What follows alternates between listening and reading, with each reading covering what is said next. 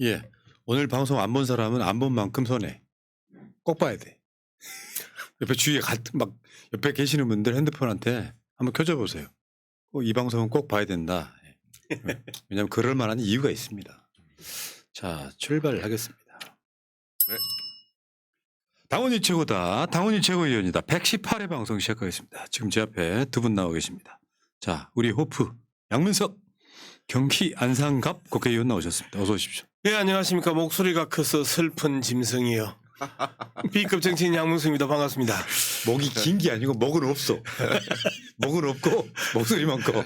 그럼 그 목소리 어디서 나오는 거예요? 목이 없는데. 하나 최근에 내가 이제 목소리가 커서 슬픈 짐승이요 이렇게 이야기를 했더니 어떤 어르신이 나를 엄청나게 비웃으면서 너 그런 시도 아니? 이라고 물어보시는 거야. 그래서 박사야. 내가 그래서 바로 형님 모가지가 길어서 슬픈 짐승이야라고 이야기하지 않았습니다. 방금 뭐라고 했어요? 목소리가 커서 슬픈 짐승이야라고 이야기했습니다. 그런 시 새로 나왔니?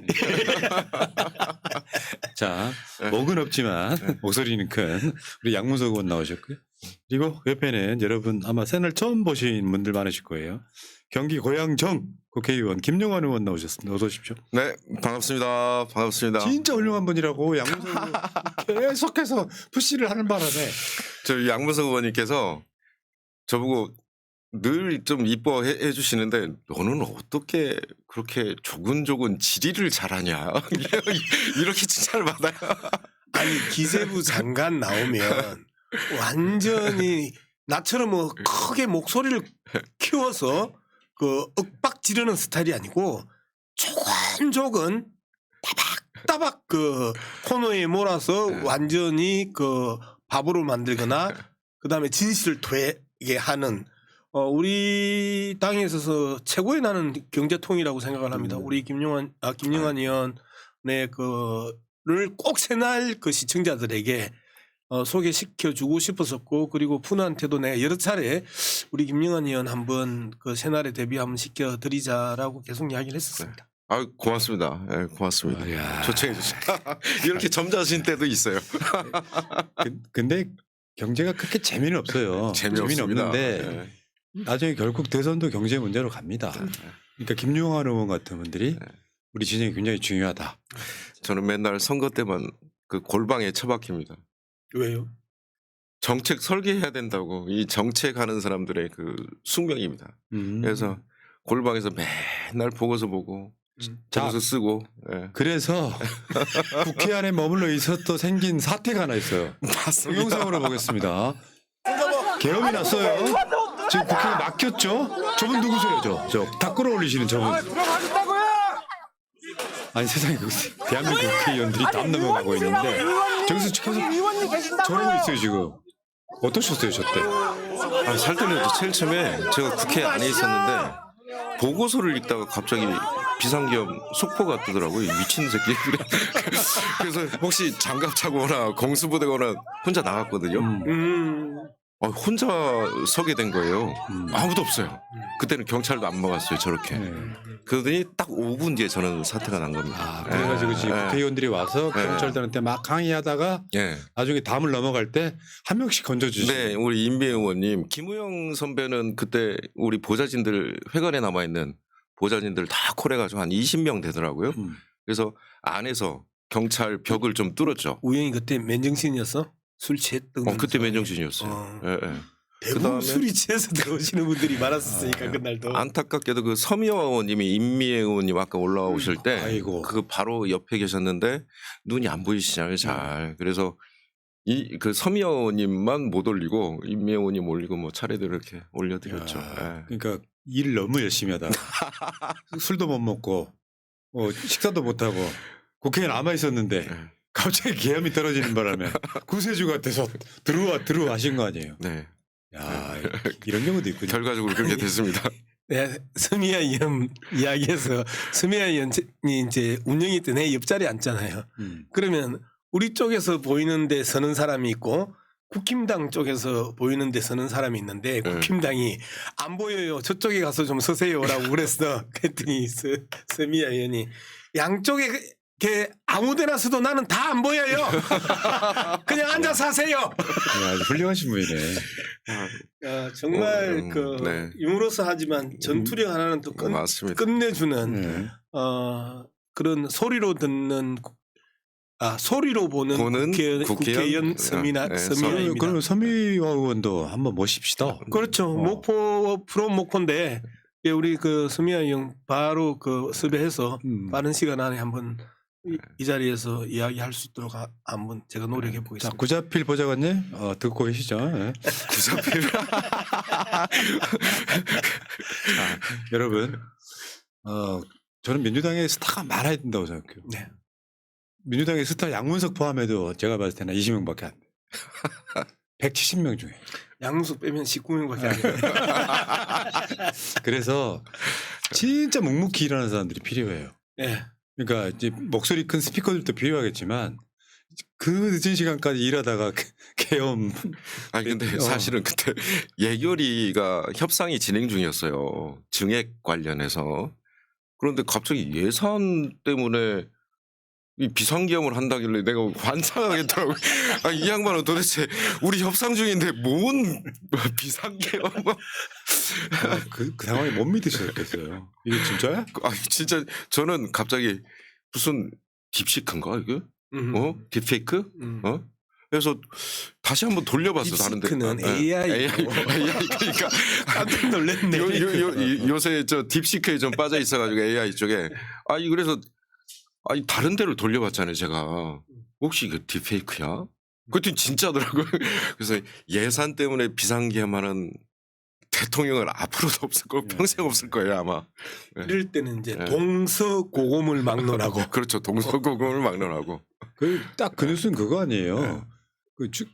대한민국 이 시대 2024년에 그 중종방정이 일어나는 그런 느낌. 아무리 봐도 웃기잖아요. 네, 뭐 왕자 쓰고 나왔으니까 뭐 본인 스스로. 자, 화면 상단에요. 사실 솔직히 말씀드리면 스피커들 몇 명 제외하고 나면 민주당도 후원금이 안 찹니다. 네. 그래서 후원 좀 해 주십사. 실제로는 밑바탕에는 주연 역할을 하지 않고 조연 역할을 하는 정치인들이 있기 때문에 민주당이 잘한다 소리 듣는 것이다. 자, 양문석 우리 빅 스피커 진짜로 입이 커요. 저 양반은. 신한 100-037-192395 양문석 후원회 그리고 하나은행 특이하시네요. 농협 아시는 분들은 뭔가 사연이 있어. 내가 봤을 때. 하나은행 419-9130-36-09304 김용환 후원회로 금액이 중요한 게 아닙니다. 보내주시는 분들의 숫자가 더 중요합니다. 몇천 명이 보내주면 얼마나 힘나겠어요. 으쌰으쌰하지. 아유 감사합니다. 제가 이 자리에 오기 직전에 안규백 의원하고 이제 그 저녁을 먹다가 제가 좀 먼저 일어나겠습니다 했더니 어디 가냐 그래서 새날 갑니다 그랬더니 우리 안규백 의원께서 야 새날 출연하니까 후원금이 몇백만 원씩 한꺼번에 확확 들어오대. 이렇게 그 또 새날을 또 크게 칭찬을 해주시더라고요. 그분이요? 안규백 의원님이. 그분이요. 우리 동창들 중에서 제일 성공하신 분이세요. 그래가지고 막 그 안규백 선배가 나온다 그러니까 막 동창에서 막 후원 때리고 너무 기대하지 마십시오. 네. 의원님 죄송해요. 예.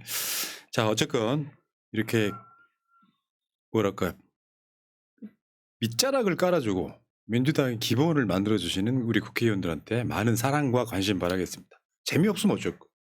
맨날 똑같은 소리. 윤석열 탄핵, 파면, 구속, 체포. 이것보다 더 중요한 게 경제다. 바보야. 문제는 경제야. 자, 그리고 채팅창 상단에는 김영환 TV 구독, 양문석 TV 구독 링크가 바로 걸려 있습니다. 잠깐 나가셔갖고 그거 누르고 가셔서 구독 누르고 다시 오시면 되겠습니다. 자, 아우 약 다 팔았고요. 자, 이건 꼭 읽어드려야 되겠네. 남경옥님. 나 고향 정이에요. 반가워요 의원님 하셨습니다. 아유 반갑습니다. 실제로 자기 지역에 계시는 분들은 자기 지역구 국회 나오면 되게 좋아하십니다. 네. 그 새날 구독자들 중에 1% 정도가 여기 안산 갑 지역 구독자를 많이 늘리겠습니다. 저희 그러니까요. 집도. 고향이 누구 계시죠? 우리가 갑을 병청인데요. 저 김성애, 그다음에 한준호, 김성애 훌륭해, 한준혜 네. 훌륭해. 네, 이기현, 그다음에 제가 파주하고 붙어 있는 제 지역이 정. 정까지. 예. 네. 가불병정 네, 4개 네, 네. 지었고. 그럼 남쪽에서 북쪽으로 가볼 행정이구나. 네. 야. 어쨌든 여러분 민주당 최고의 정책 경제통. 자, 김용환 의원과 함께하겠습니다. 자, 오늘 주제. 양문석 의원은 요즘에 민주파출소 소장님이신가요? 예. 근데 왜 그게 정부 기후를 참칭한다고 옛날에 비판 한번 저쪽에서 하더라고요. 그렇죠. 지금 파출소가 있습니까? 지구대 아니에요? 지구대라고 그러죠. 지구대라고 그러죠. 지구대. 파출소는 없지. 그러면은 파출소는 옛날 거니까 써도 되잖아요. 그럼요. 국민의힘도 119 쓰지 않았나요 옛날에? 119였나? 911. 911이 내 기억은 911 썼던 것 같아. 아니 뭐 예를 들면 뭐 저 민주당 가짜뉴스 의금부 이렇게 써도 되잖아. 뭐 정부 기관을 참칭하는 거야. 아니 그러니까 그 요즘 그 언론의 문제를 수없이 많은 이야기를 하지만 국민의힘이 그냥 이야기를 하면 그대로 그렇게 이야기했다가 기사가 되면 안 되거든요. 그렇게 이야기했는데 이게 사실이냐 아니냐, 옳고 그러냐 이런 것들을 최소한 기사에 달아줘야 되는데 일절 그러한 기사들이 없으니까 세상에 존재할 수 없는 카톡 검열이라는 표현이 나오는 거예요. 카톡을 검열하려고 하면 일단 그 전파하기 전에 봐야 돼요. 그 전파하기 전에 우리가 무슨 재주로 보냐고. 압색 영장 받아서.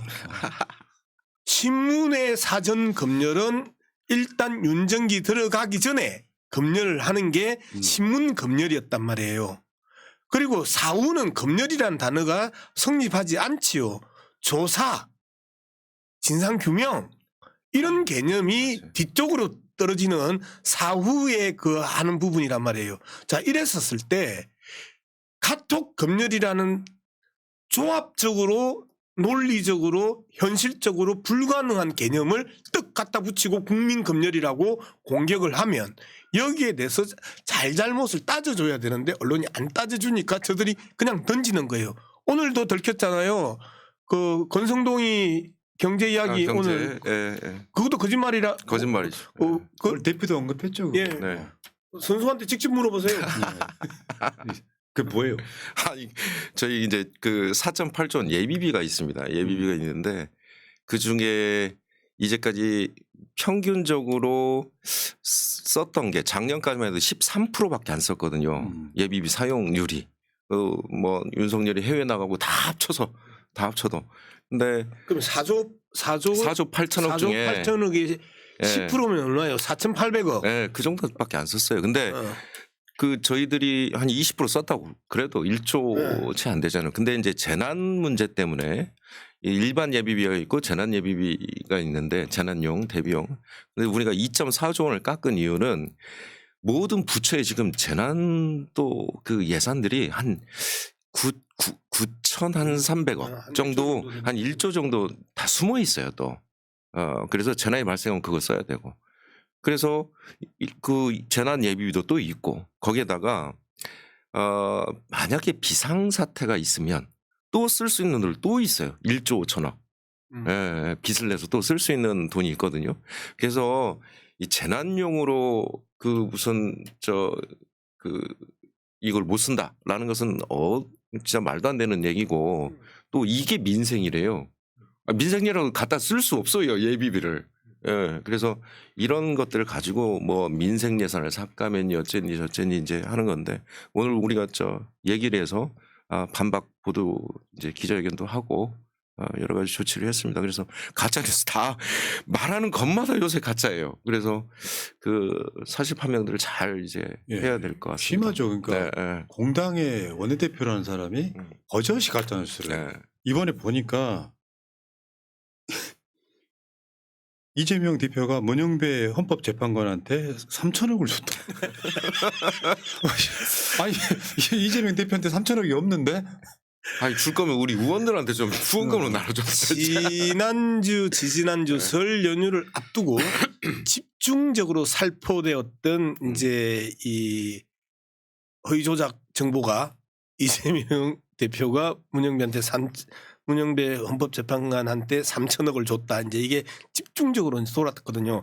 그 직전에 어떤 일이 있었냐면 권성동이 또 그 이야기를 하잖아요. 문영배 헌법재판관이 이재명 대표의 모친상에 문상을 갖다. 그러면서 이 두 사람은 특수관계다. 그렇죠. 그래서 이해 충돌이기 때문에 문영배 그 재판관은 빠져라. 이제 이 논리로 이제 권성동이 쳤잖아요. 그리고 나서 이제 이런 내용들이 집중적으로 이재명이 문영배한테 3천억을 줬다 이게 이제 쫙 확산이 됐어. 아주 급격하고 빠르게. 이제 그런데 정작 이 3천억이 확산되고 있었을 때 권성동이 아이고 내가 잘못 들었는가비요. 미안해요. 하고 그냥 발뺌하고 들통나고 발뺌하고 톡했어요. 이미 권성동은. 권성동이 빠진 자리에 그것보다도 훨씬 더 큰 이 가짜 뉴스 쓰레기를 적재했던 것이 3천억 이재명이 헌법재판관한테 줬다 이거였거든요. 그리고 이제 지난주에 이제 급하게 이렇게 금요일 날 나와가지고 이제 기자회견을 하고 이게 참 재밌는데 기자회견을 하고 나면요 순식간에 그런 글이 지워져. 글들이 사라져요. 그래서 우리가 계속해서 민주발출소가 두 눈 부릅뜨고 신고를 받는 것들은 신고 받는 대로 처리하고 우리가 또 직접 추적해서 찾는 건 추적해서 찾아야 되는 이유가 바로 이러한 것들입니다. 그래서 순식간에 3천억을 줬다라는 내용들이 사라지기 시작했다라는 게 또 그러니까 국민의힘 사람이 아닌 게요. 예를 들어서 곧 이재명 대표 선거법 2심 나온다 그러잖아요. 네. 선거법 보면은 당선을 목적으로 허위 사실인 거 알고 있으면서도 공표했다. 네. 근데 생방송 중에 무슨 국정감사 중에 김문기 몰랐다. 국토부 협박으로 느꼈다 이런 거 있잖아요. 이런 거는 지금 대선 주자를 잘못 나오면 날릴 상황인데 이거는 이제 낙선을 목적으로 하는 가짜뉴스 살포잖아요. 네. 대선용이라고 따지면 이런 짓거리 하는 건 강력하게 처벌해야 된다고 생각해요. 근데 이런 것도 있어. 허위 정보가 7만 건이나 접수됐습니다.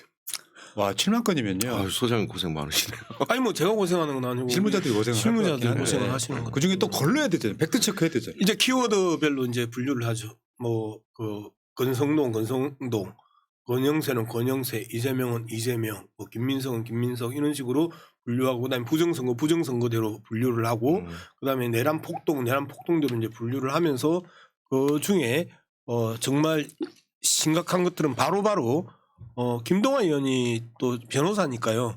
네, 저하고 같이 이제 공동 파출소장을 하고 있는 상황이라서 김동완 의원과 그다음에 당 법률국하고 바로바로 고발할 걸 바로바로 고발하고 그다음에 기자회견으로 경고할 거 바로바로 경고하고 하면서 우리가 이제 지금 1일 브리핑을 하고 있습니다. 국민소통위원장 김현, 국민소통위원장 전용기, 국민소통위원회 허위조작 정보감시단 양문석, 김동아가 이제 매일 이 일주일 내내 지금 1일 브리핑을 하고 있습니다. 근데 이게 이제 오지랖일 수 있는데 네. 국민의힘 지도부 살해 예고자에 대한 수사 촉구요. 네. 그러니까 뭐요? 지금 양문석 의원이 국민의힘 지도부를 지금 지키고 있는 거예요? 뭐요? 저기 뭐예요? 지금 화면 한번 보시고 권영동, 권영세 이 XX들 잡아 죽여서라도 끊어내리고 총기 구입 어쩌고저쩌고 일베에서 올라온 거예요. 일베에서. 네. 요것도 가짜뉴스 해당되는 거예요. 네. 이거는 정말 이제 저희들이 온라인 범죄 행위를 이제 주로 쳐다보고 있고요. 그다음에 대표적인 이제 범죄 행위가 이 영역이었는데요. 권성동에 대해서 지금 저 사진을 한번 보시면요. 권성동 명함 앞면이 있고 뒷면이 있습니다. 뒷면에 이제 권성동의 개인 정보들이 들어가 있는 명함이거든요. 예.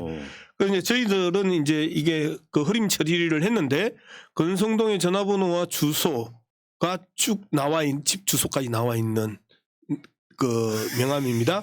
그다음에 오른쪽 하단에 이 미국 국기 성조기 밑에 보면 이 총기가 있습니다. 총기를 구입했다라고 하고 그다음에 이제 권총을 이제 들고 있는 그러면서 권성동을 죽이겠다고 아예 이제 공개적으로 선언을 했죠. 근데 이유가 뭐예요? 왜 죽이겠다는 거예요? 윤석열의 구속을 방치했다고 이제 죽이겠다는 거예요. 아, 그 권성동한테는 양문석 의원이 생명의 원인이네. 자, 그런데 권성동뿐만 아니고 권영세, 권성동도 이제 죽이겠다고 또 이야기를 하잖아요.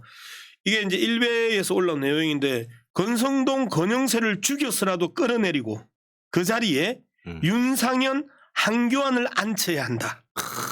이런 이야기. 그다음에 훌륭하죠, 또 훌륭해. DC 인사이드에는 DC 인사이드 국힘당 그 갤러리에 이런 표현입니다. 권성동 심해어 같이 심해어. 물고기예요? 심해어가 대부분 다 못생겼어요. 심해어가 대체적으로 다 못생겼어요. 심해어 같이 못생긴 XX 강원랜드로 감옥 갔어야 했다. 또는 보수를 위해 권성동의 척사를 명하노라. 뭐 이런 글들이 지금 대대적으로 지금 올라오고 있는 상황이에요. 즉 결국은 민주파출소가 등장했더니 아까 이야기했던 국가기관 사칭 운운하고 권영세가 허위 제보를 하고 그다음에 권성동이 국민 협박이라고 호들갑을 떨고 하면서 저러한 글들을 두둔했던 그 결과가 결국은 부메랑이 되어서 그렇죠. 자신의 목을 노리는 칼날이 되어서 돌아온 거예요. 자, 김용환 의원님. 네. 지금 양문석 의원이 권성동을 지키는 거에 어떻게 생각하십니까? 솔직하게 말씀해 주십시오. 제가 본회의장에서 아니, 째려보지 마시고요. 아니 우리 재의결 있잖아요. 재의결. 아니 우리 양문석 선배가 본회의장에서 또 소리 한 목소리 하시거든요. 네. 딱 한 목소리 내면 본회의 딱 정리가 되는 게 있어요. 또 우리 권영세 제가 국민의힘은 거의 전선에 있습니다. 그 뒤쪽에 보면 나경원, 권영세 다 있습니다. 끌고 와야 될 것 같아요. 그래서 이번에 재의결 때 지켜줬다. 한 표를 넘겨왔다. 당신의 생명의 은인이야. 그러니까 그렇게 중재를 좀 세워야 될 것 같아요. 의원님, 근데 이런 식으로 오지랖 넓게 권성동까지 지키려고 하는 거 별로시죠? 아니, 그래도 솔직히 말씀 안 해주시면 안 될까요? 아이고 여기서 그런 좋다라고 하면 재미없는 캐릭터 되는 거예요. 아니 저는 괜찮아요. 우리 양문석 선배한테 이렇게 줄을 잘 서야 이렇게 생존의 길이 좀 넓혀집니다. 지금 본회의장에서도 그렇고. 김용환 의원이 재미가 없는 캐릭터인 게 확실히 드러나는구만. 여기서 따져야지. 같은 초선인데. 국힘당 어떤 의원이 저보고 툭 하는 말이 야, 너 우리 당에서 가장 싫어하는 캐릭터 몇인 줄 아니? 그래서 왜? 답태는 내겠지. 그랬더니 1번 이재명, 2번 정청래, 3번 최민희, 4번 양문석. 그런데 여기가 더 재밌어. 최민희 쪽하고 양문석 쪽을 확실히 나눠지지가 않아. 피카피카해. 소수점 이해하구나. 비용 온도가. 오늘 본회의장에서도 최민희 위원장이 웃겼잖아요. 국민의힘에서 막 뭐라고 하니까 의장 발언 중에 내란정당 이러면서 완전 좋다 싶겠잖아요.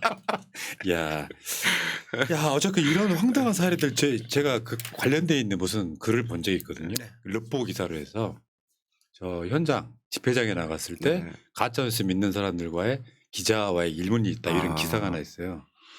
근데 진짜 믿는 어떤 가짜뉴스의 수준이라는 게 상식적으로 생각해 보면 되잖아요. 근데 그걸 다 믿는 거죠. 예를 들면 윤석열이가 임명한 사무총장에 있는 선관위. 만약에 선관위가 부정선거를 했다면 현재 22대 국회의원 선거를 주도했던 현 선관위 사무총장을 구속시켜야 되잖아요. 근데 선관위가 중국인들 이용해서 막 부정선거했다고 이야기를 하면 그걸 믿는다는 게 전 도대체 이해가 안 가는 거죠. 왜냐하면 이게 문재인 정부라면 그래도 어느 정도 저쪽 주장이 일리가 있을 수 있잖아요. 윤석열이가 부정선거를 의심해서 자기 동기동창을 사무총장으로 꽂았는데 이게 지금 아마 헌재 증인으로 지금 신청돼 있을 거예요. 아니 이런 것들을 다 믿고 있으면서 여기까지 왔다는 게 정말 불행입니다, 진짜. 그러니까 이제 그분들하고 우리도 이제 지역구에 가거나 이런데 이제 토론을 하거나 이야기를 하잖아요. 그러면 우리가 판판이 져요. 예를 들어서 제가 이제 마산에서 있었던 일이에요. 저기 12구 이태원 참사 났었을 때 이제 우리 최고위원이 이제 지역구가 거기란 말이에요. 그래서 이제 같이 가는데 했던 이야기가 완전 이제 머리가 완전 돌아버리는 거지. 아니 할머니 손자나 손주가 거기 가서 죽었으면 할머니 그렇게 이야기하겠어요? 라고 했더니 우리 애들은 안 가. 에이, 이렇게 이야기를 해버리는데 그리고 중국이 다 했대. 할머니가 중국 봤어요? 넌 봤니? 이야. 그러면 우리가 더 이상 말 어떻게? 설명이 안 된다고. 아유 그만합시다. 계속 이번 찍으세요. 이제 이렇게 하고 이제 빠져 나올 수밖에 없는데, 그러니까 논리적으로 접근을 했었을 때 그렇게 들어오는 경우. 그다음에 이제 또 대표적인 그거 아니에요? 문재인 대통령 때 노인연금 5만 원을 다 인상을 시켜줬잖아. 박근혜 때 노인연금 이 20만 원인가요? 줬었을 때 그분들이 그렇게 한호하고 우리 대통령님께서 우리에게 돈을 20만 원을 줬다고 이제 그렇게 하셨던 분들이에요. 그게 이제 문재인 정부 들어가자마자 5만 원 인상을 시켜줬더니 찌더니가. 야, 고향에는 그런 분들 없죠, 거의. 아직까지 만나지는 못했습니다. 지역구에서. 지역 편차가 크네. 그래서 네.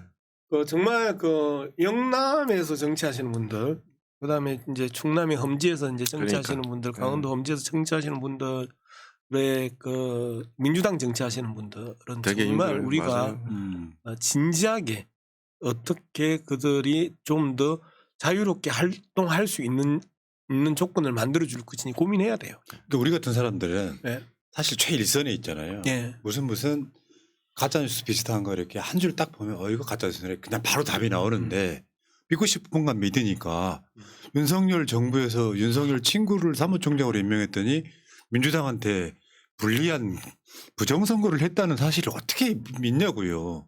그러면 이거는 가짜뉴스라는 개념이 없는 게 이 양반들 원래는 옛날에 어땠냐면은 민주당한테 안 좋은 뉴스가 나와요. 그러면 이거 잘못된 보도다 그러면은 방송이 거짓말해? 그러잖아요. 그 방송이 거짓말을 해놓고 나중에 지금 어떻게 됐어요 이분들이. 방송도 못 믿겠다잖아요 지금. 그러니까. 근데 그런 거짓말은 너무 뚜렷해. 오늘 나도 당에서 지적 안 했으면 그냥 속고 넘어갈게 이제 그런 거잖아요. 권성동이 민주당 추경 협상에 복귀해라. 자, 이 개념을 한번 놓고 봅시다. 권성동이 민주당은 추경 협상에 복귀해라. 그러면 복귀하라는 거는 우리가 참석 안 하고 객인 거잖아. 그래서 복귀를 안 해서 협상이 진행이 안 돼. 그랬을 때 복귀하라는데 정작 민주당에서 권성동이나 국힘을 향해서 추경 협상에 복귀해라 또는 추경 협상에 동참해라 이렇게 이야기하는 게 너무너무 정당한데 권성동이 우리 당을 향해서 그렇게 쳤단 말이에요. 아무 생각 없이 들었어. 그런데 오늘 대표가 그 문제를 짚은 거 아니에요. 그리고 우리는 계속해서 추경을 하자고 했고 너희들은 지금 계속해서 추경을 반대했어. 그런데 갑자기 협상을 자기들이 판을 깔아놓고 계속 진행을 했는데 민주당이 보이콧 된 것처럼 이렇게 너무 교묘하게 공격을 하면서 결국은 이제 이 뒤로 어떤 허위조작 정보가 나올까요? 민주당 입으로는 추경 협상, 뒤에서 보이콧 이렇게 나올 거잖아. 그렇죠. 이게 너무 보이는 수인데 보이는 수를 저들은 너무 뻔뻔하게 이야기하고 그리고 거기에 이 레거시 미디어, 잔존 미디어들이 팩트체크 안 해주면서 계속해서 맞아요. 국힘당을 고립시키고 있는 거야. 선진국들은요 보도를 할 때 잘못된 주장을 하잖아요. 한국처럼 그걸 툭 던지는 게 아니고 이 의견은 우리 방송사, 언론사에서는 공감하지 않는다라고 다 정확하게 표시를 해줍니다. 그런 방식으로 가야 되고요. 이를테면은 새날도 가끔씩 느낄 때가 있어요. 진짜 가짜뉴스가 아무것도 아닌 것 같은데 이런 거. 나는 게스트의 말을 자르는 스타일이 아니거든요. 근데 이 사람들이 이런 거야. 진행자 말 좀 자르지 마라. 이렇게 댓글이 달려요. 그러면 그 한 줄만 보고 방송 안 본 사람들 입장에서는 게스트의 말을 자르는 사회자가 돼 있는 거예요. 가짜뉴스거든. 근데 더 가짜뉴스 판별하려면 우리 방송을 꾸준히 봐왔던 사람은 사회자라는 표현 안 씁니다. 제 닉네임을 쓰죠. 푸나라고 쓰지. 푸나는 말 좀 자르지 마라 하면 공감을 할 텐데 사회자는 말 좀 자르지 마라 그러면 그 다 스킬이에요. 지금 현재 방송 중인데 이런 거죠. 아까 그 국힘식 가짜뉴스가 테나는 방송 좀 해라. 그런 거랑 좀 비슷한 거예요. 어처구니 없네. 자, 이야기가 너무 길어지면 뒤에 김용환 의원을 진가를 못 보니까. 자, 어쨌건 지금 국민의힘은 윤석열은 헌재를 막 협공해가지고 지금 8명 중에 3명을 기피하면은 5명만 남겨놓고 탄핵 심판을 성립 안 시키겠다는 불복 판짜기. 이거는 뭐 다른 방송에 많이 다뤘으니까 그냥 넘어가겠습니다. 시간 관계상. 자, 이제 경제 이야기로 한번 가볼게요. 사실 지금 경제가 안 좋은 거는 기본은 이런 거예요. 윤석열이 내란을 일으키기 전에도 경제는 안 좋았어요. 안 좋았습니다. 유난히 한국만 안 좋았어요. 맞습니다. 윤석열이 그것은 무능이라고 봐야 되고 것 같고. 그런데 내란이 벌어지고 나서 경제는 더 나빠졌어요. 네. 연말 연시에. 네, 그런데 이 불확실성이 길어지니까 경제는 더 나빠지고 있는 거예요. 맞습니다. 그러니까 지금 윤석열 파면이 경제다 뭐 이런 얘기 하셨잖아요. 네, 탄핵이 경제다, 파면이 경제다, 뭐 이런 얘기인데 사실은 정치와 경제의 상관성 때문에 그렇습니다. 정치가 불안정할 때는 경제가 성장할 수가 없거든요. 민주주의 하에서 사실은 정상적인 경제 성장이 가능한 거죠. 그러니까 뭐 이를테면 중국도 성장하지 않냐, 박정희 때도 성장한 거 아니냐. 그 24년도에 노벨 경제학상 받은 3사람이 있어요. 모세글로, 그다음에 로빈슨 존슨. 이 사람 3사람들의 그 공통적인 그 좀 주제어가 뭐냐면 포용적인 정치 제도가 포용적인 경제를 만났을 때 지속적인 성장 경로가 열어진다고 그러는 게 이 사람들의 주장이거든요.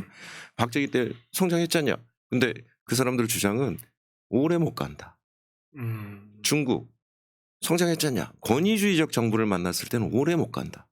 이게 그분들 사실은 역사 경제학 쪽 전공인데 그분들 좀 주장인데 되게 공감하는 바가 커요. 그래서 우리가 단순히 경제가 무슨 생산함수에서 뭐 형님 고등학교 때 수학 정석 하셨죠? 수학 정석 네. 집합만 했지. 네. 그 FX라고 들어오는 거 있잖아요. Y는 FX. 그 X에 X1, X2 이렇게 있다고 생각을 하면 X1이 L, 레이버. X2가 캐피탈. 자본. 네. 거기다가 생산성이라는 게 또 붙어요. 전문가 맞으시면 네. 용어가 달라 우리랑. 네? 들어봐. 어디서 있는 강의를 공짜로 들어. 또 이런 또 말 자른다고 또 안 풀려야겠고. 사회자님 말 자르지 마세요. 너무 진지해갖고 재미없을까 봐 지금 양념 치고 있어요. 댓글에 푸나가 많이 서운했나 봐. 라는 댓글이 올라왔어. 여하튼 그런데 사실은 그런 생산하면서의 조건들이 뭐냐. 사실은 민주주의라는 정치 체제의 안정이라는 기반에서 사실은 조건들이 성립하는 거거든요. 그래서 그 윤석열 뭐 이 비상계엄 이전에도 사실은 되게 안 좋았어요. 23년도에 경제 성장률이 1.4%. 1.4%. 1.4%. 그러니까 2% 미만으로 대한민국이 성장했던 게 4번밖에 없어요. 한국 현대사에서. 한국 현대사에서. 그러니까 이승만 이후. 그 GDP 작성 이후에 그때가 언제 석유 파동. 74년. 네, 74년. 그 다음에 IMF 마이너스 성장 한 번 있었죠. 금융위기, 코로나. 이 4개 빼놓고 2% 이하로 성장했던 적이 없어요. 근데 1.4%. 24년도에 간신히 2.0% 찍었어요. 억지로. 간신히 2.0%. 그럼 올해 어떻게 됩니까? 성장률이. 지금 세계 근데 우리한테 질문하지 마세요. 당황스러워. 우리 방송으로 다루기 때문에 다 알아. 심해. 기본 한 3%는 찍어야 돼요. 아까 건성동 심해어 같은 못생긴 XX 심해어. 기재부가 작년에 7월 달에 깜짝 1사분기 경제 성장이 한 분기로 따지면 전기 대비 한 1.3% 성장한 때가 있었거든요. 그거 딱 보더니 갑자기 24년도 경제 성장률을 2.2%로 원래는 예상했었어요. 근데 2.6%로 딱 올려놓은 거예요. 근데 끝에 봤어요. 2.0이잖아. 근데 1월 3일인가? 최근에 작년 경제 성장률이 2.1%라고 또 얘기를 했어요. 그것도 못 맞춘 거야. 단 뭐 2주 지났나? 옛날에 그 상고 하저 네. 뭐 상저하고 뭐 이 논란이 어마어마하게 있잖아요. 네, 네. 결국은 그때 그 상저 하저로 끝났잖아요. 상자하죠. 어. 근데 뭐 사실 올해는 국제 투자 금융기관들이 제가 제일 낮게 본 수치는 1.2%. 그 모건 스탠리였던가? 예, 예, 예.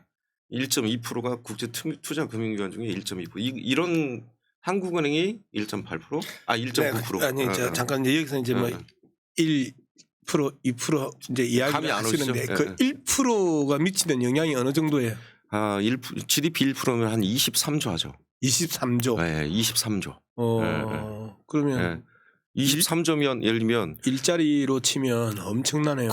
그러니까 이렇게 생각해 보시면 그러니까 지금 뭐 이제 신용보증기금 뭐 중소기업진흥공단 이를테면 이런 데다가 1조를 주잖아요. 그러면 어느 정도 운영을 할 수 있냐면 10배수 운영하거든요. 오, 10조? 10조. 그러면 23조면 230조를 시장에 돈을 풀 수 있는 돈이에요. 산업은행, 심한 사람들이. 산업은행, 수출입은행, 뭐 신보, 기보, 중진공 이런 데다 돌리고 서민금융진흥원이나 이런 데다 돌려주면 230조면 시장에 그게 돌아다닌다고 생각을 해보세요. 그리고 돈이 그냥 도는 게 아니잖아요.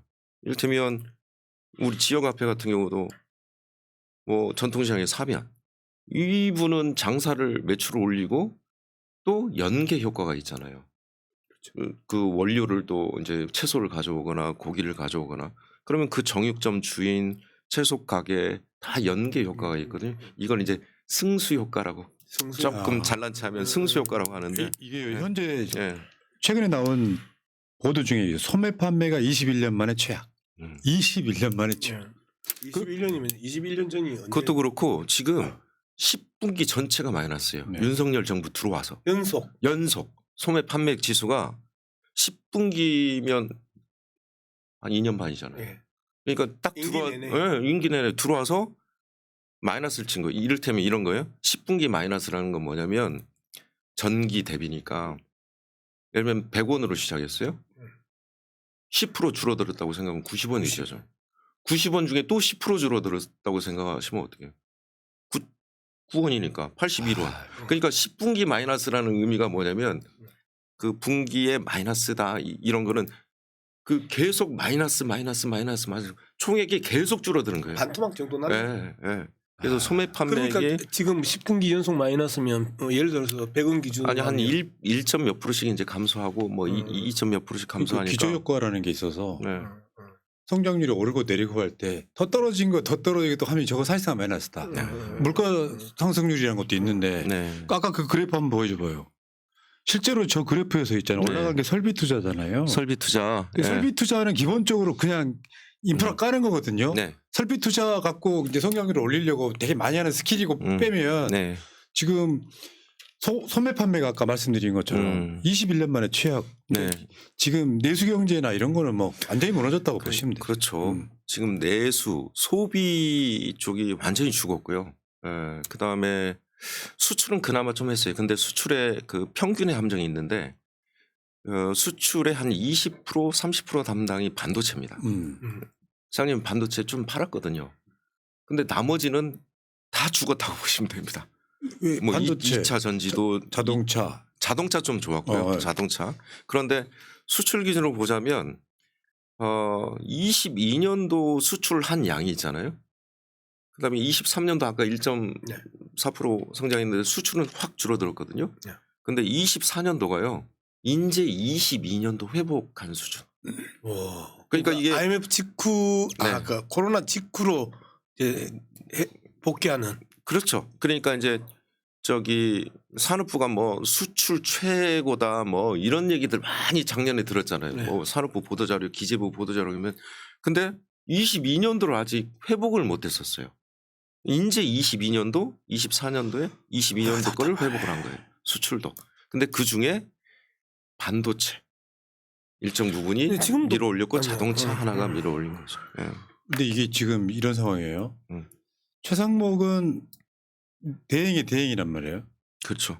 근데 최상목은 경제부총리예요. 네. 그러니까 뭐 정치 문제는 관여 안 하겠다. 경제에만 집중하겠다. 하지만 사실은 불확실성을 제거해주지 않으니까 확실하게 윤석열 탄핵으로 가겠구만 하면 경제가 살아나요. 네. 윤석열이 구속되면 주가가 올라갑니다. 네. 윤석열이 뭔가 애매하면 주가가 떨어지고 환율이 막 올라가고 그래요. 네. 실제로 보면 최상목이가 경제 불확실성을 키우고 있는데 아까 말씀하신 것 중에 1월 달 수출 감소한 거 한번 보십시오. 저것도 아마 굉장히 오랜만일 거예요. 근데 1월 달은 조금 착시가 있는 게요. 그 전년 동월 대비잖아요. 그러니까 올해 1월 달에 사실은 설이 있었어요. 예. 조업 일수가 사실은 전년 1월 달보다는 사실은 그래서 2월 달 수치를 한번 또 봐고 3월 달 수치를 한번 봐야 돼요. 네. 그래서 좀 쉬는 날이 있었기 때문에 참 눈치 없이 푸너가 이렇게 자료를 열심히 준비해가지고 물어보기라고 이렇게 준비했는데 아니 틀린 말 아니에요. 다 알고 물어본 거예요. 그러니까 수출이 16개월 만에 지금 뒷걸음질 쳤는데 1월 달에 10% 줄었다고 는 사실이니까. 아니, 근데 사실은 저 연합뉴스도 그 내용을 잘 안 본 거예요. 그래서 우리가 팩트 체크는 또 해줘야 그렇죠. 되잖아요. 정확히 민주당이. 파출소 소장이잖아요. 가만 있어. 예. 권성동 구하겠다는 양문석과 뭐 아 이거는 얘기해 드릴 수 있어요. 그리고 하나 최상목. 그러니까 최상목 이야기하고 네, 하나만 더 제가 네. 먼저 깔고 갈게요. 네. 자 트럼프 이거 진짜 심각하잖아요. 한국도 그렇죠. 타격이 불가피하다. 지금 네. 몇몇 나라는 이미 이제 좀 나를 세우고 있고 지금 13조 원대 수출 감소가 또 예상됩니다. 트럼프 리스크 때문에. 네. 근데 저거는 지금 예상일 뿐 얼마나 더 커질지 몰라. 맞습니다. 그러니까 네. 지금 대한민국 경제가 이런 상황이에요. 네. 이런 상황에서 최상목이는 사실상 자기가 정치하고 있는 거잖아요. 혹시 자기인가 이렇게 생각하고 있는 거 아니에요? 근데 우리가 이제 쳐다보는 시각은 내란 수계의 대변인 그렇죠. 또는 내란 수계의 계승자라고 보는 것이고 앞서 그 푸나도 이제 말씀하셨던 것처럼 경제의 불확실성이 경제 성장이든 뭐든 다 최악인데 경제의 불확실성을 키우고 있는 그 당사자가 최상목이다. 이렇게 정치적으로 정리를 하는 거잖아요. 맞습니다. 네. 맞습니다. 저는 그 상임위에서 그랬어요. 아니 당신이 무슨 메시지를 내건 그게 중요하지 않다. 메신저 자체가 지금 문제가 있는 거다. 언제 수사받을지 모르잖아요. 예를 들면 최상목이야 그냥 뭐 최상목 권한 대행이 최상목이라고 하세요. 아니 최상목이는 안 볼 거예요. 걱정하지 마시고. 예를 들면 본인이 소비해라. 그러면 메신저 자체를 보고 사람들이 볼 텐데 저 사람은 언제 수사받을지 모르는 사람이 지금 대통령직을 권한 대행을 하고 있단 말이에요. 투자해라. 그러면 투자하겠어요? 나는 안 하지. 네. 그러니까 무슨 말이냐면 메시지가 지금 중요한 게 아니고 본인 자체가 이미 메신저에 문제가 생겼어요. 정상적인 사람이 네. 아니잖아요. 그리고 본인이 지금 무슨 경제를 무슨 그 애물단지 하듯이 근데 아니 본인이 망쳐놨잖아요. 경제를. 23년도에 56.4조 세수펑크 냈죠. 24년도에 제 예상으로 한 32조, 31조 정도 또 세수펑크 날 거예요. 올해 세수펑크도 엄청 날 겁니다. 올해는. 최상목이가 네. 원래 성향이 극우예요. 저는 왜 그러냐면 이 정권 초기에 대통령실에 경제수석으로 근무할 때 맞습니다. 중국 시장은 끝났다고 공언한 사람이 최상목이야. 네. 그게 이제 예를 들면 솔직히 말씀드리면 대한민국이 선진국이 된 데 있어갖고 4분의 1을 중국 몫으로 했어요. 수출입의 맞습니다. 4분의 1을 중국이 한국을 키워준 거라고. 맞습니다. 근데 갑자기 끝나지도 않았는데 중국 시장 끝났다고 외치고 닫아버렸어 시장을. 그때 아마 나토 갈 때인가 아마 그랬을 거예요. 나토에서요. 그런 짓을 최상목이 했었는데 맞습니다. 지금 그 대한민국 극우들이 하고 있는 첫 번째가 협정이잖아요. 네. 중국인들이 깜짝깜짝 놀란다는 거 아니에요? 협정 그러니까. 때문에. 지금 우리 시장이 다 지금 날아가게 생겼어요. 거기다가 동남아 쪽 있잖아요. 태국. 뭐 그렇죠. 말레이시아, 인도네시아, 필리핀, 뭐 베트남 우리가 중개무역도 하고 혹은 내수시장을 넓혀야 되는데 사실 문재인 정부 때 제가 칭찬 중에 하나가 뭐냐면 중국이 일단 넓어졌고요. 시장이. 동남아가 합쳐보니까 중국만큼 커진 거예요. 예. 그러니까 시장이 확 넓어졌죠. 그다음에 러시아가 현대차 판매가 1등이었잖아요. 근데 그 한 5천억짜리 공장을 14만 원에 팔았던가요? 러시아하고 이제 미국 쪽이 쓰면서. 그래서 현대차 공장이 지금 장사를 못 하잖아요, 러시아에서. 그러니까 이 시장들을 최상목 중국 뭐 끝났다고 얘기하면서 중국 시장 닫히기 시작했고, 동남아는 수출이 계속 마이너스입니다. 동남아 쪽에서. 거기다가 지금 이제 아까 IB 투자들, 국제 투자 금융기관들 이제 경제 성장률을 원래 기재부는 지금 1.8%까지 본인 스스로 낮춰놨어요. 본인 스스로 25. 원래 2.2%로 올해 성장률을 계산했는데 1.8%까지 낮춰놨는데 국제 투자 금융기관들이 지금 평균적으로 내면 1.5% 왔다 갔다. 그다음에 아까 모건스테인인가 JP 모건인가 그쪽에서 1.2%까지 나온 게 있고요. 근데 이거는 단순히 탄핵 이후에 아니 비상계엄 이후에 영향 여파 이것만 계산한 거고 더 중요한 건 아까 트럼프 얘기하셨잖아요. 예. 지금 우리가 캐나다에는 2차 전지 업체들이 좀 들어가 있어요. LG 에너지 솔루션 그다음에 뭐 그 소재 업체들 좀 들어가 있고요. 멕시코는 삼성전자 가전부터 시작해서 LG전자 포스코 강판 뭐 다 들어가 있잖아요. 지금 관세 25%씩 다 네, 들어가잖아요, 25%씩. 지금. 예. 그래서 캐나다 보복 관세 한다고 그러잖아요. 그래서 여기는 뭐 한국 업체들이 당연히 미국에 수출을 하면 이제 관세 다 두드러 맞는 거고 또 하나는 미국이 우리가 공장들을 많이 지었잖아요. 네. 삼성 반도체부터 시작해서 자동차. 윤석열이가 데리고 가가지고. 네네네. 근데 여기에 우리가 중간재를 수출을 하거든요. 그럼 우리한테는 이제 보복 관세 여파가 있고 우리가 중국 시장이 아직 좀 살아있는 게 뭐냐면 중국에다가 우리 중간재를 팔고요. 중국에서 최종 수출품을 미국에다 파는 구조거든요. 근데 보복관세 지금 이제 10% 두드러 맞았잖아요. 예? 그다음에 추가적으로 계속 이제 보복관세 한다는 건데 그러면 우리 중간재에 또 타격이 있거든요. 그래서 최종적으로는 한국은행 대외경제정책연구원 이런 좀 분석 보고서를 읽으면 한 GDP가 아까 1.5% 왔다 갔다 한다고 그랬잖아요. 근데 한 1%까지 그럼 0%대예요. 심하네. 예. 만약 이게 현실화되고 관세 전쟁이 현실화되면 아까 1%가 23조라고 그랬나요? 네, 맞아요. 네. 그러면 지금 2% 대충 2% 선이라고 이제 기재부가 이야기를 했는데 여기서 또 23조 그러면 230조 정도의 한 46조 더 달라 그 네. 경제 효과들은 사라지면 네. 230조에서 그 500조 정도의 경제 효과가 지금은 있는데 이게 이제 사실 사라지는 거잖아요. 그렇죠. 네. 그러면 500조가 뭐 예를 들어서 5천조가 돌던데 500조가 빠져버렸어. 지금 이렇게 힘든데 또 500조가 빠져? 아이고. 그러니까 특히 이제 이제 우리가 그동안 특정한 대기업 재벌 중심으로 산업 지원 정책을 해 왔잖아요. 삼성 이제까지 우리 국민들이 정말 가전제품부터 안 사준 게 없잖아요. 네. LG 마찬가지고요. 현대자동차 마찬가지고. 그런데 이 수출이 잘 되면 2000년 넘어오면서요.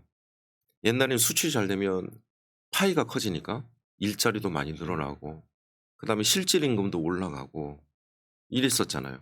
그러면서 낙수 효과가 있었죠. 수출과 내수에 낙수 효과가 있었어요. 그런데 2000년 넘어오면서 이 상관관계가 마이너스로 변하기도 해요. 상관관계가 없다는 거예요. 그러니까 수출이 잘 돼도 내수가 잘 되지 않고 일자리가 안 는다는 거예요. 요즘 디커플링. 네. 그래서 훌륭하시네. 양무석 선배님. 디커플링. 그래서 사실은 정부의 일방적인 수출 산업 지원 정책에서 내수나 소비 중심으로 재정 정책의 운용 방향이 좀 변해야 되지 않느냐. 내수와 일자리 중심으로 이렇게 좀. 예. 그래서 네, 이재명 대표한테 네. 자꾸 언론들이 우클릭한다 뭐 그러는데 현실은요. 예를 들면 이재명 대표가 기본 사회 네. 이런 거를 안 하겠다는 게 아니라 지금은 그거 못 해요.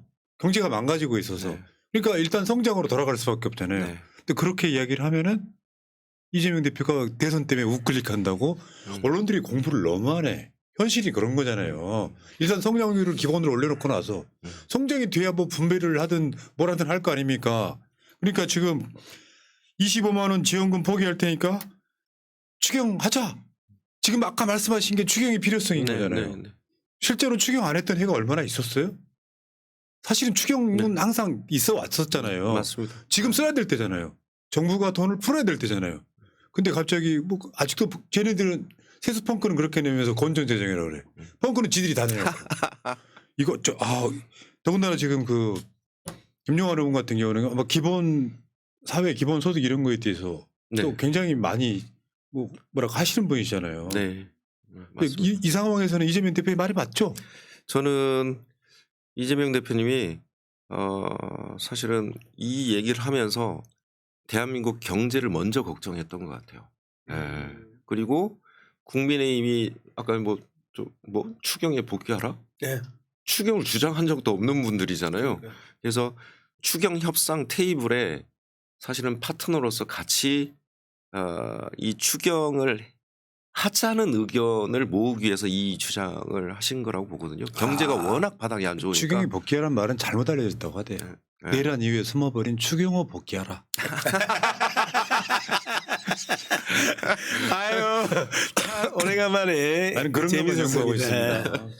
그러니까 네. 내가 지금 네. 그 우리 김영환 의원 이야기를 들으면서 네. 느끼는 게 이 우리가 그 재난지원금 또는 민생지원금을 예를 들어서 그 10조를 하면 네, 네. 최소한 그 100조 이상의 시장에서 돌 수 있는 100조는 좀 아니고요. 네, 그 아니, 승수효과가 좀 달라서. 승수효과가 다르다 하더라도 그냥 그런 네. 그 10조뿐만 아니고 10조 네. 플러스 알파가 네, 네. 돌 수 네, 있는 맞습니다. 이런 그 환경이 만들어진다는 거 아니에요? 네. 그러면 추경에서 그 조기 집행, 추경 플러스 그 예산의 조기 집행이 일어나면 지금 최악의 소비 지수가 상당 부분 살아날 수 있는데 투입 대비 최소한 2배 이상 뭐 그러면 그 추경은 사실은 저는 한 2번, 3번 정도 해야 될 가능성이 매우 높습니다. 왜냐하면 지금 아마 국민의힘과 협상을 할 때 추경 규모가 크지는 않을 거예요. 한 20조 정도 이야기를 그러니까 하는 것 20조 정도인데 20조 가지고는 온기를 때우기에 같아요. 조금 어려울 것 같고요. 만약에 이제 탄핵 절차가 완성이 되고 새 정부 들어오면 새 정부 철학에 맞는 추경이 또 한 번 있어야 될 것 같다. 규모도 저는 조금 상당해야 될 것 같다. 이거는 좀 국민적 합의도 또 필요해요. 왜냐하면 세수 펑크를 워낙 내놔가지고 쓸 돈이 없어요. 그리고 기재부가 지금 조기 집행하겠다고 그러는데 67%를 상반기에 이렇게 조기 집행하겠다는 거잖아요. 과거 평균이 65%예요. 과거 평균이. 그러니까 2% 정도. 네. 올해 총 예산이 얼마죠? 올해가 670조 되니까요. 670조. 예, 예. 근데 거기에 뭐 의무적으로 지출해야 될 거, 뭐 의무적으로 그게 한 전달해 줘야 될 70, 거. 80% 되잖아요. 예. 그래서 재량지 1%가 6.7조네. 예, 예. 네. 그래서 그거 조기 집 근데 하반기 어떻게 할 거예요? 그럼 12조 정도 네. 평소보다 12조 정도 먼저 쓰겠다는 거죠. 그러니까 상반기 때 몰아 쓰는 건 해년마다 그래 왔었잖아요. 네. 그러니까 65%. 그러니까 야, 추경하자 또 하니까 우린 돈 없어 대신에 상반기에 몰아 쓸게 조삼모사 하고 있는 거예요. 근데 제가 보기에는 하반기에 더 리스크가 커지거든요. 제가 보기에는 경제 지금 경로를 보면 그 정권 바꿔서 하시죠. 하반기에 뭐 어떻게 하라고? 하반기 때 정권 바뀔 때 뻔하니까 뭐 걱정 안 하셔도 될 것 같고. 자 어쨌건 네. 이재명 대표가 네. 25만 원 전국민 지원금 그러니까 니들이 추경한다면 그거 포기할 수도 있어. 뭘 쓰나 똑같은 거잖아요. 진짜. 네. 그런 상황에서 이재명 대표가 이야기했더니 갑자기 우클릭이라고. 아 세상에 그래서 탈리념하고 실형제라고 말하는 거예요. 제일 먼저 급한 걸 해야지. 옛날에 그 구시대 진보 정치인들이 계속 분배만 이야기했던 거랑 성장을 안 하고 있는데 어떻게 분배가 가능하냐. 그럼 13조 원은 포기하겠다. 25만 원씩 나눠주면 대략 13조 원 나온다 그러잖아요. 네. 이런 거고. 근데 실제로 맛을 본 게 하나 있죠. 뭐냐면은 지역화폐 네. 설에 맞습니다. 이런 보도가 있었습니다. 네. 계엄 참사로 꽉 닫힌 명절 지갑 지역화폐가 열었다는 보도가 있었어요. 광명, 파주. 파주. 예. 리스트 보여드릴게요. 예. 광명, 파주, 완주, 나주, 영광, 김제, 정읍, 남원, 보성, 진안인데 소속 정당 및 이게 다 민주당이에요. 그러니까 정치 패러다임을 제가 봤을 때 지금 정도 되면은 민주당이나 국민의힘이나 똑같이 이렇게 바뀌어야 돼요. 그런데 옛날 거 고수하고 있는데 건전 재정이라고 말하면서 진짜 하고 싶은 속내는 부자들한테 세금 더 걷기 싫다잖아요. 이번에 무슨 여론조사 보니까 국민의 70% 이상의 부자 증세를 원하고 있다는 보도가 나왔었죠. 네. 이게 어쨌건가 이야기가 너무 확대돼서 이런 방식으로 해서 뭔가 정부가 돈을 풀어줘야 될 때 지금 골든타임 아니에요? 맞습니다. 그게 굉장히 중요하다. 그리고 절실할 때입니다. 어. 그러니까 지금 12월 3일 김영환. 네. 좀 씩씩하게 이야기하면 안 될까? 아, 난 좋은데. 당신 이야기 들으면 자꾸 졸려. 졸려. 그게 아니라 서로 비교되니까 너무 좋아요. 내가 되게 없어 보여. 아니 근데 설득력 있어. 나 이 음성과 이 톤으로 말하니까 더 집중하게 돼. 잠깐 나 오늘 아니, 그래도- 잠깐 에피소드 하나. 네, 네, 박균택하고 나하고 같이 앉아 있는데 서영교 의원이 왔어. 네. 박균택이 벌떡 일어나가지고 그 인사를 했어. 그 나는 앉아서 인사를 했어. 그랬더니 서영교 의원이 나보고 아이고 좀 옆에 좀 배우세요. 이렇게 이런 거야. 그래 순간적으로 박균택한테 짜증이 확 났어. 네 옆에 앉아서 괜히 내가 청와를 받네. 이거하고 똑같은 거야. 내가 목소리 좀 키우고 좀 재밌게 화이팅 있게 지금 졸리는 시간인데 하자고 하는데 김영환 의원이 목소리 쫙 깔고 말 천천히 하고 이러니까 괜히 당신은 있어 보여. 격조 높아. 아니, 사실- 성격 있어. 댓글에 그 졸린다는 얘기 좀 있습니까? 아니요 전혀 없어요. 읽어드릴게요. 안 졸려요. 스마트해 보여요. 야 이렇게 재미를 주시네. 이거 희생하시는 거예요. 우리 진보의 윤석열. 저를 하도 이뻐해 주셔서 제 아유, 사랑을 듬뿍 먹고 자라는 극우 쪽에는 윤석열이 경로하고 그리고 진보에서는 양문석이 경로하고 뭐 그런 거니까요. 예, 목소리가 커서 슬픈 짐승 B급 정치인 막말 정치인 양문석입니다. 아이 참. 그러니까 이런 거예요. 지역화폐라는 개념이 정부가 부담하는 비용이 있기 때문에 지역화폐인 거잖아요. 맞습니다. 아니 10만 원 주고 10만 원치 사면 무슨 그게 의미가 있어요. 그러니까 지자체든 정부든 간에 지갑을 풀어서 막 돌게 만들어도 맞습니다. 이 어느 날 갑자기 경제가 좋아지지는 않잖아요. 그래요.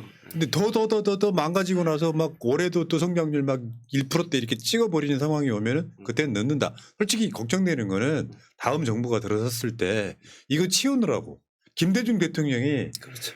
뭐저 광통신 이런 거 깔라라서 기반은 만드셨지만 네. IMF 극복하는데 한 3, 4년 써버렸단 말이에요. 그런 상황이 될까 봐 저는 걱정돼요. 그러니까 이제 어떤 그 시절을 좀 우리가 기억을 해보면 김영삼이가 탈탈 다 털어먹은 거를 카드로 일단 바닥 경제를 살린 거잖아요. 그러면서 불과 2, 3년 뒤에 그 카드 문제가 심각한 국가적인 문제가 되고 카드사가 또 망하는 악순환이 그 한동안 지속됐는데 그 과정에 있어서 카드를 썼던 수많은 또 이 젊은 사람들이 경제적으로 또 엄청난 그 고통을 겪는 이런 과정들이 있었단 말이에요. 똑같은 현상들이 아차하면 벌어질 수도 있다. 그래서 새 정부가 들어와도 회복의 속도를 계속해서 빠르게 가져갈수록 폭풍은 훨씬 더 커질 가능성이 있다. 맞나요? 네, 맞습니다. 그 조금 형님네 아니 형님이라 해도 돼요? 의원님네 그럼 네가 나 형님은 아니잖아. 지역에 그 혹시 간판들 안 바뀌어요? 간판들이 네. 멸치국수 국수 간판이 이제 많이 생겼어요. 저희 지역에 일산이 네. 주로 소비 도시잖아요. 그래서 그 동네 지역 상권들 제가 이제 저는 이제 도연도 2번 해서 지역 좀 구석구석 잘 알거든요. 아니 그렇게 잘 되던 음식점들이 갑자기 공실이 돼버리고 이런 것들이 눈에 확 들어오거든요. 공실률 많이 생기고 특히 상가지구들, 애들 안 돌아다니고.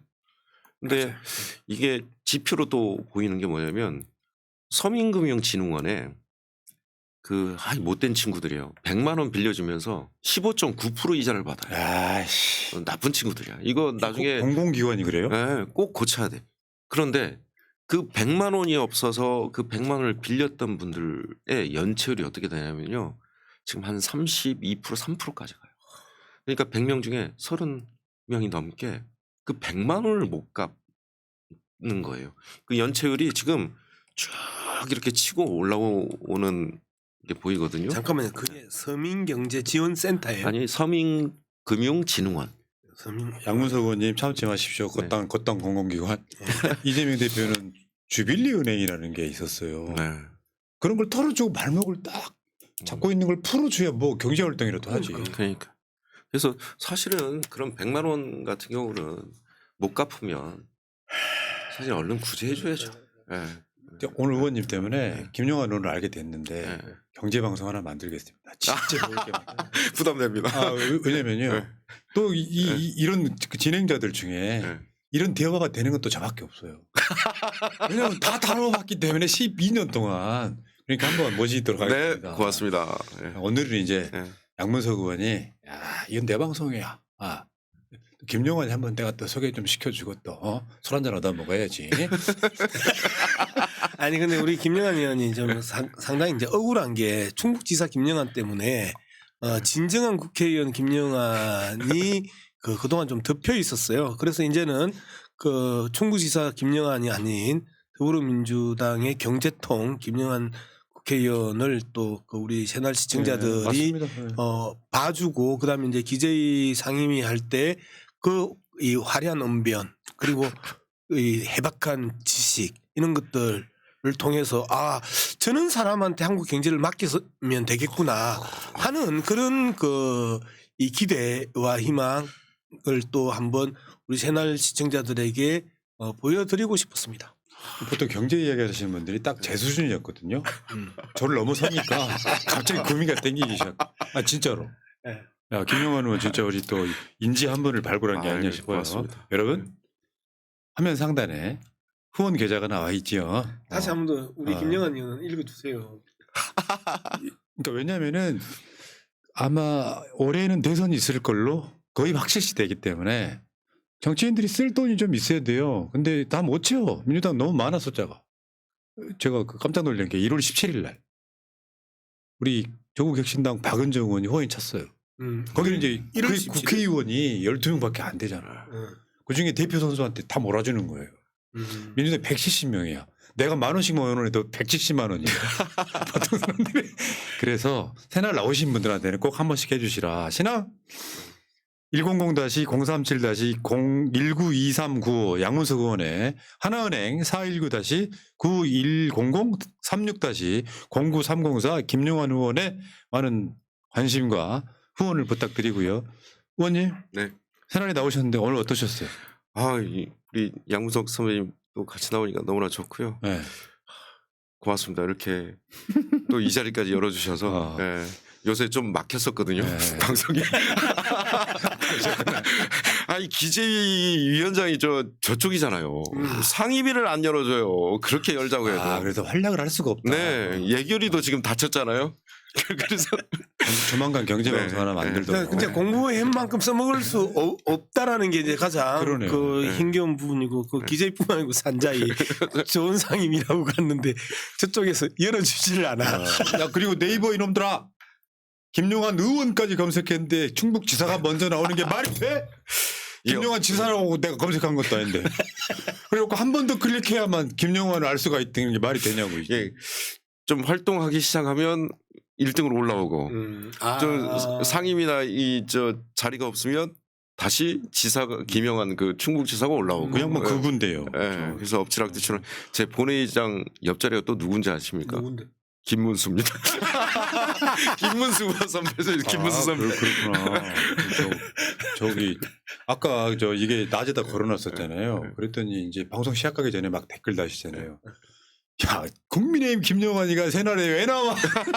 오늘 양문석 건성동 살릴 거라고 기자회견하더니 야, 이상해.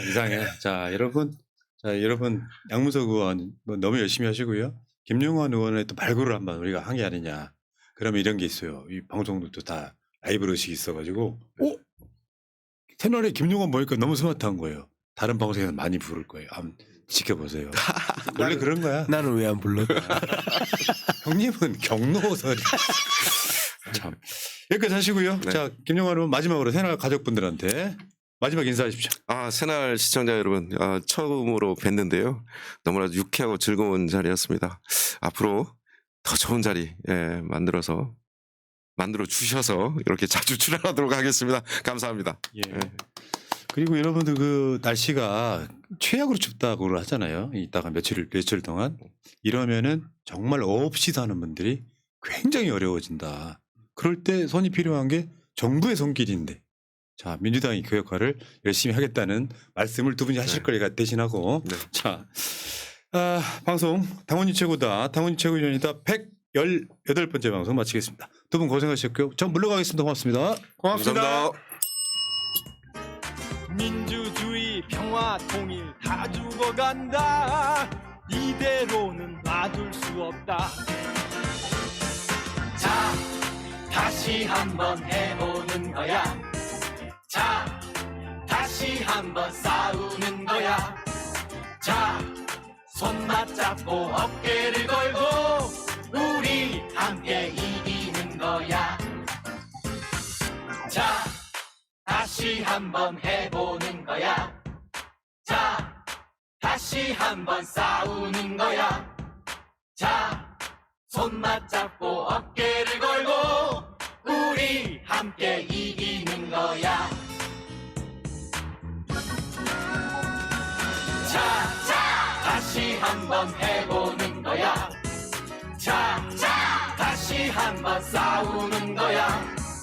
자, 손 맞잡고 어깨를 걸고 우리 함께 이기는 거야. 자, 다시 한번 해보는 거야. 자, 다시 한번 싸우는 거야. 자, 손 맞잡고